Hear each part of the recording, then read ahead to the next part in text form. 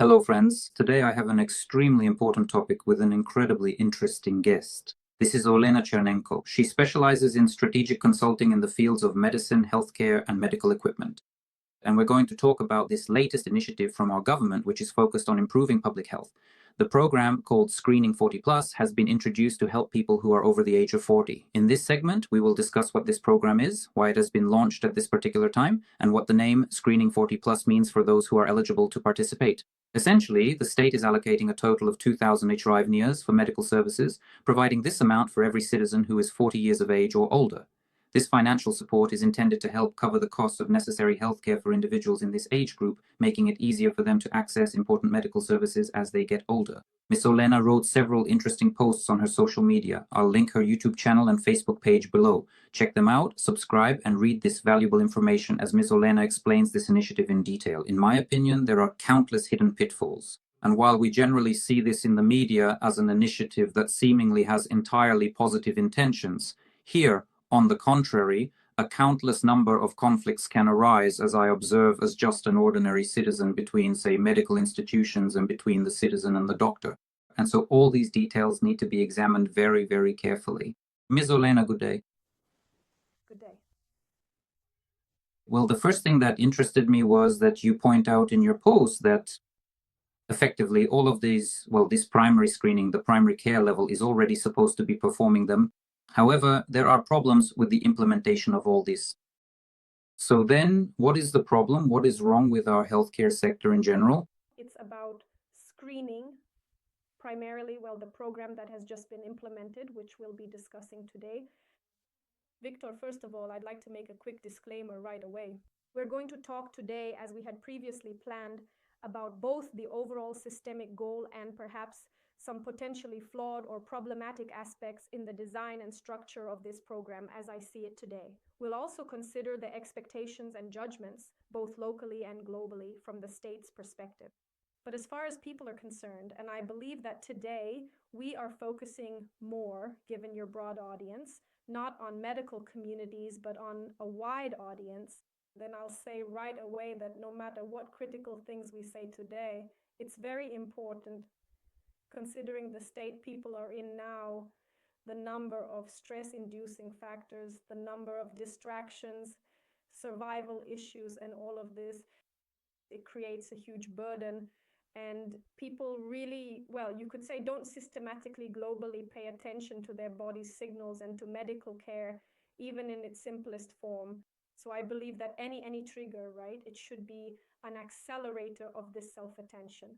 And I'll say right away that the fact this program is announced and the calls to see a doctor and get a screening, whatever that might mean, are being heard in the public sphere, in the information field. I think that's already good, given the state of healthcare in Ukraine and the health of the people. And I'd like to start with what screening actually is, the word screening, because it's, well, actually right now, for the first time in official communication from the Ministry of Health, from the National Health Service, the word screening has very actively started to be heard. And in fact, people who are not medical professionals don't always understand what it is. And screening is generally sifting from the English language, meaning we sift through either a sample of the population or the entire population. That is some huge group of people who have certain characteristics in order to identify those among them who show signs of a disease. So it's very important that medical screening on a population level, exactly like the one we now have as the first example in Ukraine, is a tool that has already been quite widely implemented in foreign healthcare systems in many countries, in European countries. There are different types of screenings. And the task of screening is to, well, run the entire population or some specific part of the population through this metaphorical sieve to identify those who are highly likely to need further medical interventions and direct them to the right place, to specialist doctors for highly specialized examinations. For what? In order to establish a diagnosis. So it's very important that screening is never, first of all, such a self-sufficient intervention in medicine, right? Like, oh, we did a screening and now we've prevented new cases of diabetes. or we fully examined the population and know who has what diagnosis and have all the statistics. That's impossible, because screening is only the first such bridge between the fact that we have a heterogeneous population with very different medical needs and we have some limited medical care resource. And we must primarily identify those who need this medical care so as not to waste extra time on those who most likely do not need it. That's the first thing. And so, in fact, the first questions arise regarding, I would even say, regarding the name of this program itself, right? Because generally it's correct to say screening for signs of a certain disease or screening for a disease when we say, for example, screening for cervical cancer, or we say screening for bowel cancer or screening for something else, right? Then in official communication, they have now chosen such a, well, slightly, I would say, populist definition as health screening. And from the point of view of medical terminology, well, it's a bit incorrect, right? I mean, health screening, we aren't looking for signs of health there at the same time. And second, it's that one of the main such cornerstone, one of the cornerstone aspects of this program is what will happen next, right? I mean, well, people who will come, we'll still talk about today, people who come for screening, what will happen to them next? And in my view, well, one of the problematic such things regarding the program is that these options for action in case something is found are not sufficiently established. And in this screening, we are looking, first of all, for signs of cardiovascular diseases and diabetes mellitus. And this is absolutely justified because these are effectively two groups of diseases that form the main pool of morbidity and premature mortality in Ukraine. And this is indeed, well, this point, it is rational, adequate, completely justified.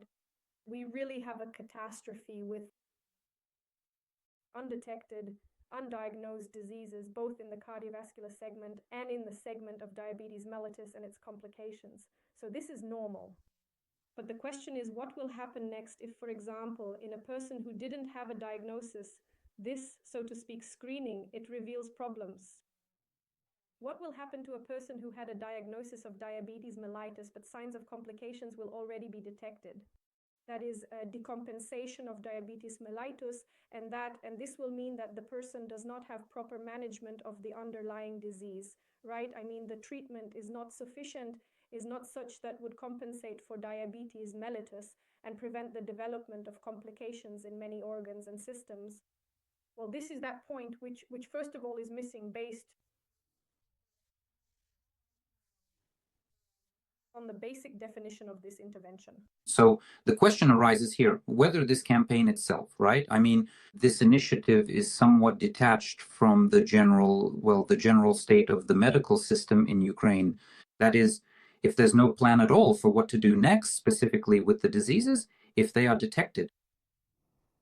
Well, Victor, look here, it depends on how you look at it and depending on what we want to achieve.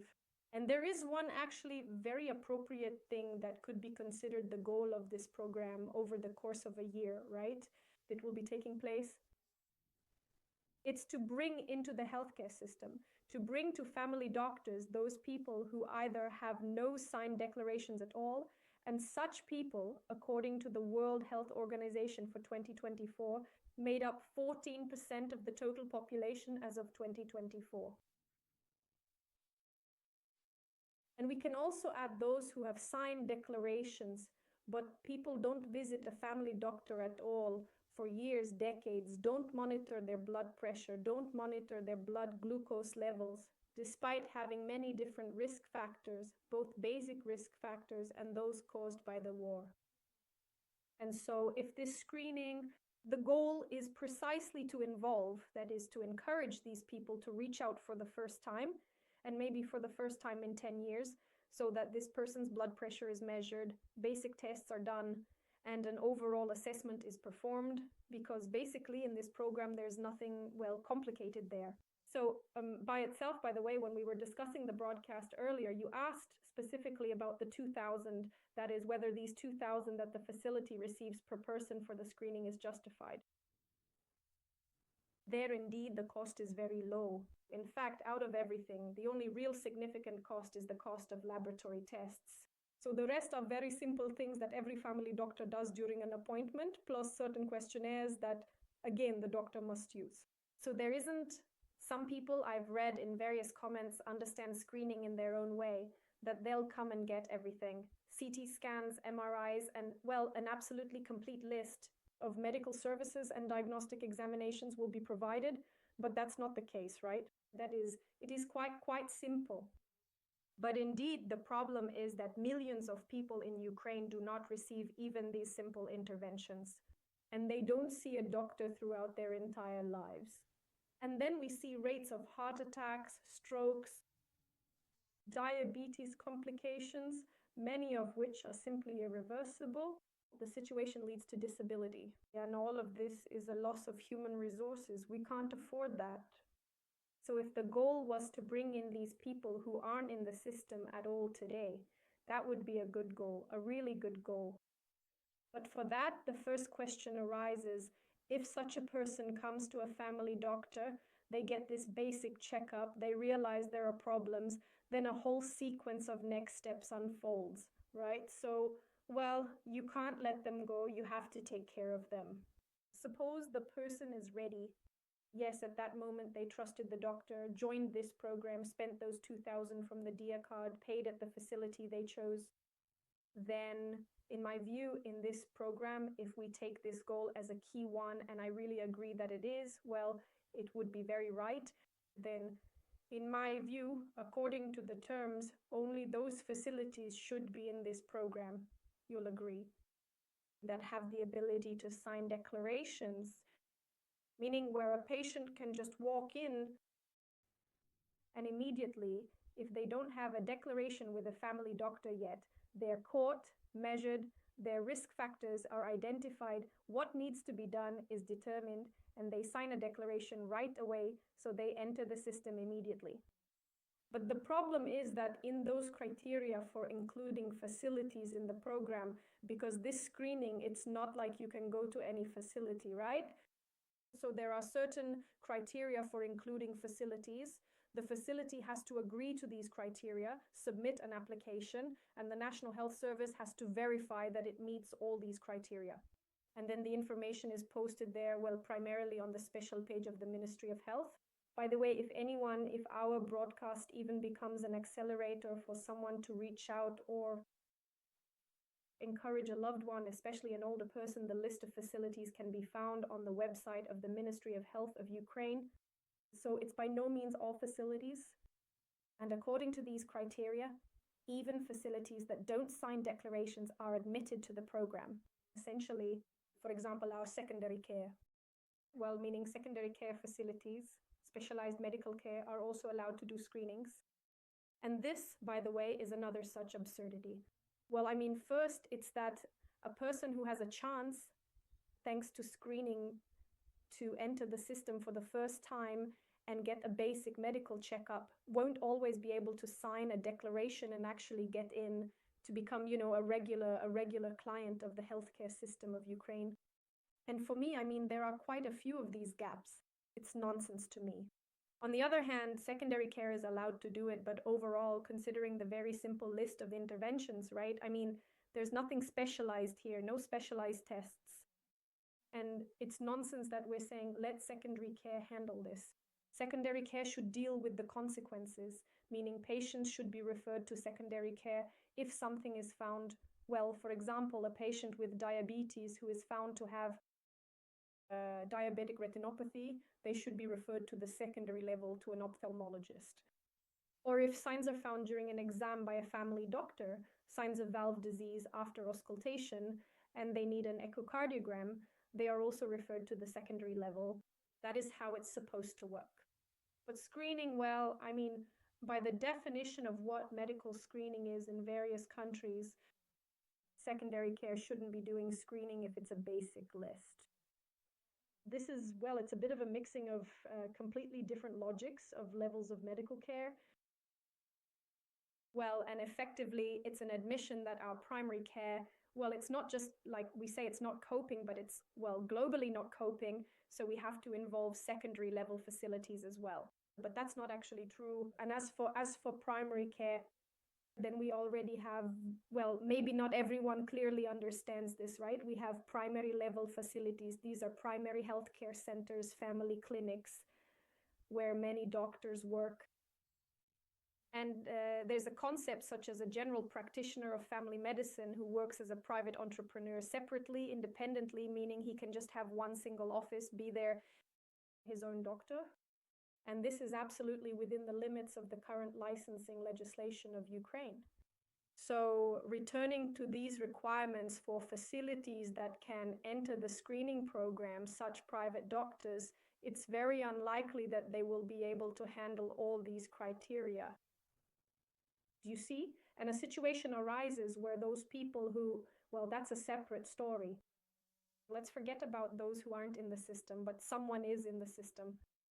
And some people go there enough, visit their family doctor regularly enough, have contact, have this kind of understanding and adherence, which we in medicine call compliance with their family doctor, right? That is the desire to follow recommendations, the desire to listen to the doctor's advice. And so that's all well and good, yeah. Here we have a screening program.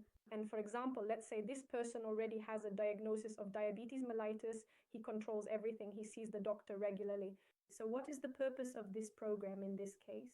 In other words, he can come in once more, take some tests, they'll measure his waist, do a few questionnaires, determine where he stands on some risk scales, and that's it. But he won't be able to do this with his family doctor in every case, because not all primary care facilities are participating, because not all of them meet the criteria, not all of them want to spend extra money to achieve this compliance. We can talk about that separately. And if, for example, I have a declaration with a doctor who works as a private entrepreneur, then it's almost 100% certain that my doctor won't join this program. So I have to, as such a, very exemplary patient who is constantly in communication, constantly under the supervision of my doctor, I have to look for some other facility to undergo a very basic medical examination, which in theory, well, and in practice would be absolutely accessible to my doctor as well. Here I'm just analyzing this situation as an ordinary citizen, and well, quite often we have, indeed, if a person is simply able to go to work, that's it. They don't pay attention to their health, and well, why bother seeing a doctor? Why waste time? And this is where the situation arises, where you might even reach out under this initiative and end up with a certain amount of disappointment. Or there could even be a situation of some kind of conflict, well, or some misunderstanding with the doctor who was your family doctor, or, well, I just see these kinds of threats here, that indeed a completely opposite effect occurs then. And the point you touched upon, it is important to recognize that not everyone is fully prepared to directly satisfy these often challenging standards. Why then does this problem arise that medical institutions are not moving in this direction? Well, those are two questions. Let me start with whether a conflict arises. That is, I want to clearly separate two situations once again. We have different patients, and this actually should have been, I think it would have been worth including in the design, worth including in the KPIs, the expectations for the program. There are patients who are completely outside the system. They don't have a declaration with a family doctor at all. There are patients who formally have a declaration but haven't visited for years, like since they signed it back in 2019 or 2020, they haven't visited once. No one knows what's going on with their health in the current situation. And based on their age alone, they already have a bunch of different risk factors. And the third category is those people who are represented in the system. There's information about them, their condition. Well, even if it's not perfect, their health is under control, and the doctor actually, well, you see, in many cases, the family doctor is fully aware of what's happening with their patients, monitors the situation, and they stay in touch. And these are all different categories. The problem is that here, even a fundamentally correct action, well, they launch it here without realizing this whole vast diversity of both Ukrainian medicine and Ukrainian society. And because of that, the core essence gets lost. Because actually, I'll repeat, the intervention is very appropriate, very right, very much in line with global practices because essentially it allows for maximum coverage, identifying maximum risks while simultaneously preserving the system's resources. So it's correct, yes, but because there's no emphasis, well, I haven't seen in any official communication such a clear division of Ukrainian patients into these three groups I'm telling you about, and that's, well, it's very important in this context. So is there a conflict or not? Indeed, for those who are seen by their family doctor, who have their entire history, life history, medical history, all in one consolidated form somewhere, and at the same time, and we'll talk more about people's motivations so that these 2,000 hryvnias don't go to waste, aren't lost. Yes, they go somewhere else, look for another facility, undergo screening, and return to their family doctor. With these results, here indeed various nuances are possible because people are human, because generally the primary care sector, indeed, I'm judging solely by what I see in various specialized, closed, and open groups of primary care doctors. And I see that the primary care sector doesn't perceive it very positively. The community of family doctors, this program, that's exactly why you started with this, because it's basically a duplicate of what primary care already does. Plus, the requirements aren't accessible to everyone. And is a conflict possible here? Yes, it is possible. It won't be, the kind of conflict that leads to a fight, right? But this misunderstanding, these glitches, these unfortunate comments about who went where, what they were told, whether it was right from my perspective as a doctor or not, all of that is indeed possible. Indeed. And regarding standards, or rather, regarding this tension that can sometimes arise after a person has undergone screening. Once again, it is a problem of these follow-up actions and also the follow-up referrals, which are necessary. Further examinations, because screening is never the end, never an end in itself, and generally, well, it is a goal. But it's an intermediate goal, after which a whole sequence of events should unfold. Of course, an exception is the situation where, based on the screening results, the person is perfectly healthy. They haven't received any notifications about the presence of signs of diseases that are actually covered by that specific screening. And then they can be, well, free for the next year or two, depending on the design of the specific screening program. Now, about the standards, that's another thing, not standards, but requirements, right, for facilities, which facilities can join the program. Do you know why facilities aren't actually rushing to join the program? If you go to the Ministry of Health website where there's a small dashboard, right? So you can select a region, see which settlements, and see which facilities are included, meaning those that have already contracted with the National Health Service and are already working within the 40+ screening framework. And there are very few of them today. So there's hope that facilities are now actively contracting, that there will be more of them because there are regions where across the whole region, they're only represented in a few spots, a very small number of them. And why is this happening? Well, about primary care and the fact that for doctors working as private entrepreneurs, it's simply impossible, as I said. And what's in these requirements? Well, there's this. Well, besides the standard medical requirements, right? The absolutely standard ones that, by definition, a facility or an independent doctor already follows. There is a wide range of service requirements. And the service requirements, in my opinion, are very strange because on the one hand, we have indeed throughout all the years of our reform, we are turning towards more patient-centered medicine, friendlier medicine, not only in terms of clinical aspects, but also in terms of, well, human aspects. And on the one hand, these are all very correct processes, considering our difficult Soviet reality and history. And many such barriers have already been overcome. And in fact, points of no return in many aspects have also been reached. But specifically in this program, a requirement for the facility is the availability of Wi-Fi. And I've been to very many countries, to various facilities, dozens, hundreds, I don't know. And I want to say that even in absolutely well, prosperous, wealthy European countries, as we think of them, Wi-Fi in a medical facility is still, well, a very exclusive thing, I'd say. Well, it's true, yes, it does happen, but absolutely not always. And it's not considered the norm. It's not considered something that's a must-have. And considering that screening is, after all, even according to the description, the time per patient should be at least 15 minutes. Well, let's say 15 to 20 minutes, and this time will actually be enough to fit everything in. What's provided by the program except for lab tests, well, those will be handled as a separate issue.